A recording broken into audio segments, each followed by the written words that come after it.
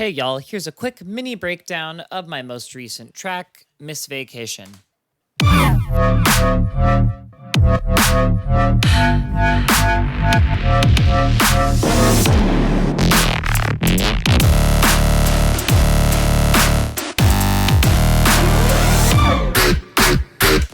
Yeah, so I made this song in two different projects. The first project for the intro was a vocal project. It was Funky Breaks. I made it with all free synths. I recorded my vocals, and it used 100% of my CPU, so I bounced it to audio and remixed it into dubstep. So the journey from Funky Breaks into dubstep took like one house build up and three fake outs. So I got into the house build up with a backspin. So I used pull up machine. If you press pull up, it just does a backspin. The other secret for build ups and fake outs is Endless Smile by Data Life. It's a one nub plugin that will do your build ups better than you yourself can do them. And you can add your own effects on top of it. It also has an amazing clipping limiting algorithm. It sounds good on your master, just after your clipper, before your limiter. Not all the modes sound great on the master, and the ones that sound good on your master aren't the best build up wise. But you make compromises, and yeah, the extreme setting's good. I think I like one of the hard settings better than the others, and one of the mediums is good too. I don't like the softs on my master. So I automate this a bunch. I think I use it in the middle of the track as well. It's on my pre-master here. What's that? After my limiter, before my other limiter. Pretty cool place for it. I tried it all around there, and that's where it sounded best. And then the other effect I use a lot is a basic echo send. So what you do is you just draw amplitude into your echo send, and then you duck your echo send to your kick. And I have a compressor also ducking it to the synths as well, just to make sure it really jumps out of the way. For the drop, the form of the drop is theme and variations. And what that is you introduce a melody, and then you say it differently, then you say it differently again.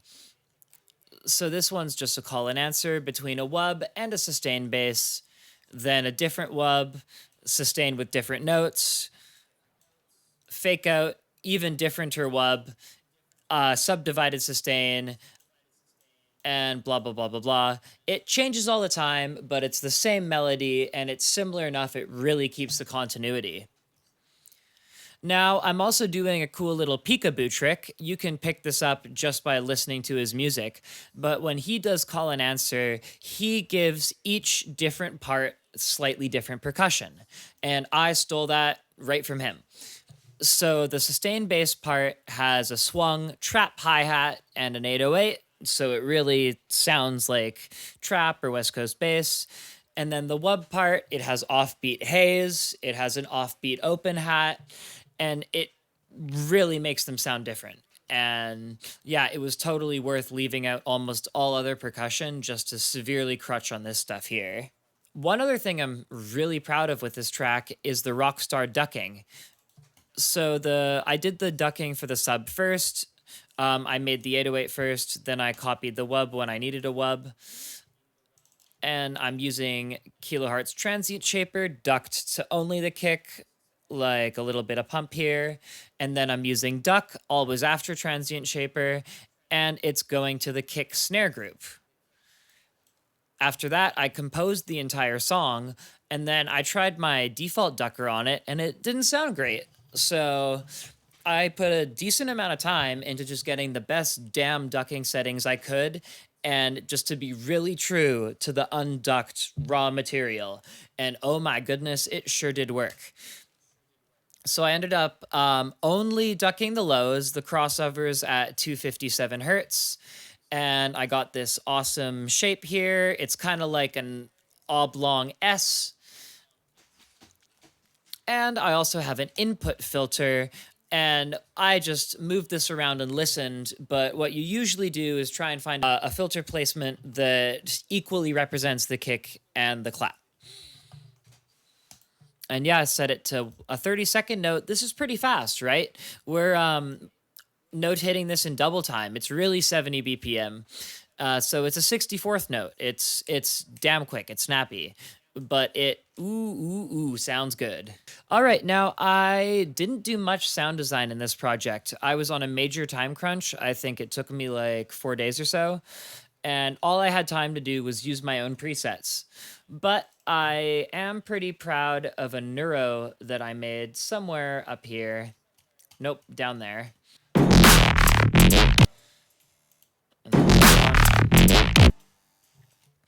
Yeah, super proud of that. So I was major hurting, sweating for a Neuro like I needed one. Nothing sounded right. And what I ended up doing was I just used my basic Reese preset that everyone should have. I mean, everyone should make one because you need to know how to make a Reese, but you could probably get mine eventually too. And anyway, so what made this sound pop was the filter distortion. Now, if you've ever played around with using Serum as a sampler, you know, you drag and drop into the noise oscillator, you'll say the filter distortion is awesome. Like, I love it on pre-made Neuro basses, and it really made this, I guess, hot and ready made kind of in the Project Neuro bass heckin' pop. So there's a bit of portamento on it. I'm modulating the pitch. I'm modulating the filter cutoff. I'm using the morphing filter trick. You might know that from the Ableton sampler. So you just have a morphing filter and it morphs between low, band, and high pass, and you automate the cutoff as well. It looks like I turned that automation off. And yeah, I guess I use the morphing filter inside the distortion unit, probably because at some point, oh yeah, I have the filter on something else. And yeah, I'm major proud of that. I actually, because I was on a time crunch, I got the other sounds from tutorials. I've been watching Lit Lords recently. He makes a damn good sustain bass, and he taught me how to make a hard trap screech. So this is pound for pound his hard trap screech preset. It's literally exactly what his tutorial tells you what to do. You can definitely go watch it there. He'll tell you all the everything. But what I noticed about this preset and his presets in general is it's usually one synth through a flavor filter. This is the reverb filter. You can use the Combs filter, like any of the flavor filters, you know? And just leave the other one dry. And then this has this triangle shape automating the pitch real damn fast, 15.2 hertz. And he's got this special OTT shape where he flattens the lows, boosts the mids, takes down the highs a bit, and it really works. I also got the sustain bass kind of from him. He uses this wavetable in a project, and I just did the thing he does where one goes through a flavor filter and the other doesn't. And this started out as my 808 patch. I knew I wanted a sustain. I put out the 808, I doubled it, pulled it into my hype chain, and made it into a sustain. So this is the pitch automation from the start, and it still has the 808 distortion on it, and I did everything else in post. So I just layered it with a stereo layer, like Lit Lords tells you to do, and got some trash too, and got some gain, got an OTT, and woo, we were off to the races. I've actually been using Trash 2 again. I stopped using it. I didn't understand it. And the reason I like it again now is it has a convolution filter.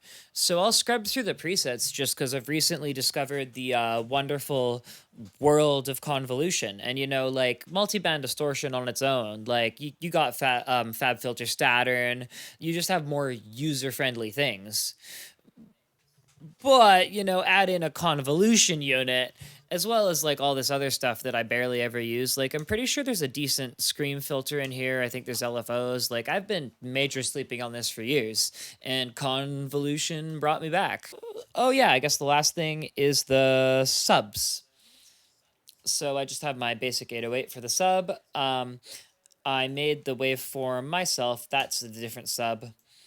So you just you take a sine wave, you do an octave and a fifth, and then just add a third above that. I forget what interval. I forget what interval is it, but it has a little bit of the either the major or the minor third in it, and it gets you that extra square shape. You gotta tune it with your MAW oscilloscope. You just plug sine waves into this thing until it looks the squariest it can without sounding bad, and this will tell you exactly what shape you're doing.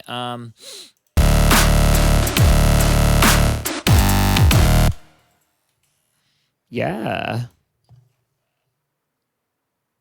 Oh yeah, and then my other sub, I just copied over the wub from the hype chain, and I took off all the stereo effects. I used my default 808 wave pattern, and that was it. It doesn't even have portamento on it. And yeah, those were all the interesting things of this project. You can totally hear the original sound. It's pretty good. I'll leave a link at the end. Like and subscribe, blah, blah, blah. And I'll definitely be posting more. Woo!